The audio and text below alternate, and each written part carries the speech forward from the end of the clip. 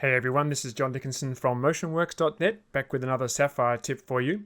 In this quick tip, we're going to take a look at a couple of examples of how the built-in Mocha tracker can help you pinpoint exactly where you want your Sapphire effects to be applied to a shot. And the first example is using Sapphire Beauty. I'll just switch Sapphire Beauty on. You can see I've already applied it to the layer. And notice when I turn it on that the eyes and the eyebrows and the nostrils and the lips and the hand and the hair are all unaffected. And that's because I'm using Mocha. And if I click on Show Mocha Only, there's the matte that I created inside of Mocha. So I'm going to click Edit Mocha and we'll go and take a look. So we have one for face, I have one for the hand, and I have one for the lips. If I click on face and we have a look at the layer matte, you can see there's my matte. Now I'm thinking I might want to do something with the lips a little bit later. So I'm actually going to save this track by choosing File, Export Project. Name this one Lips and save. Now back in After Effects, I'm just going to uncheck Show Mocha Only. I just want to make a few adjustments to the S-Beauty effect. You can see everything's looking really quite soft, probably a little bit too soft, and one of my favorite features is pore size. If I just increase the pore size slightly, that can make the skin look a little bit more natural.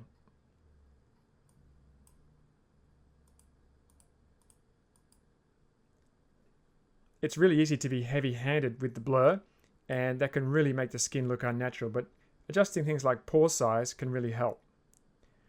I could also probably drop the saturation slightly.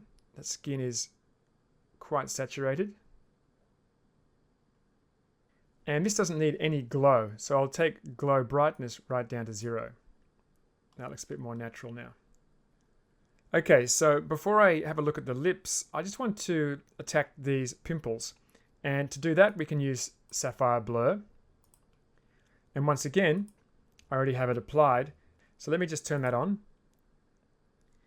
And here I've got two masks, one for this upper spot and one for the lower spot. And you can see it.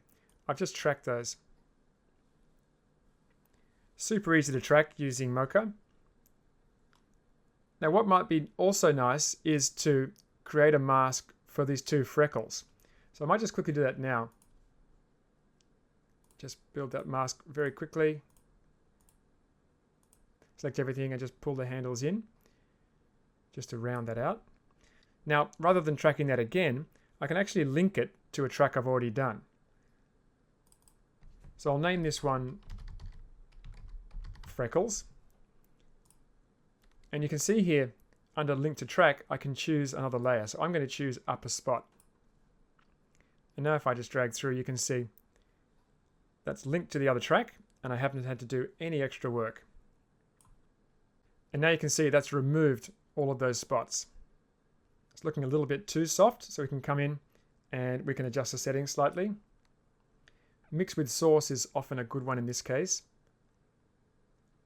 You don't want it to be so flat that the pores completely disappear, but you don't want it to be too little that you see the spot. Maybe something like that. Okay, so we've got the spots fixed up. Now let's look at the lips. Now for this, I want to use S-Gamma. So I'm going to apply the S-Gamma effect and adjust the gamma red. Just bring that up and you can see it's affecting the entire shot at the moment. And also offset the darks, just bring that down. Something like that. I can always adjust this a bit more in a moment. So now once again I'm going to click on Edit Mocha.